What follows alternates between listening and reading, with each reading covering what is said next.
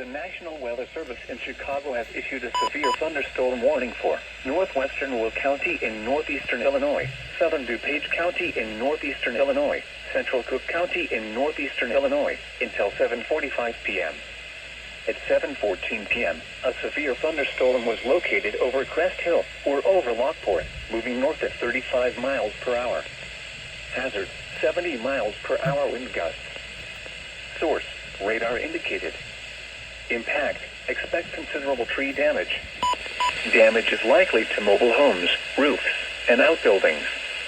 Locations impacted include Joliet, Naperville, Bolingbrook, Downers Grove, Romeoville, Plainfield, Woodridge, Lockport, New Lenox, Palmer Glen, Lamont, Burr Ridge, Lisle, Darien, Crest Hill, Willowbrook, Fairmont, and Crystal Lawns.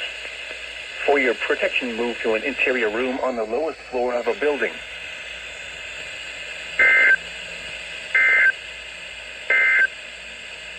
This is NOAA's Weather Radio.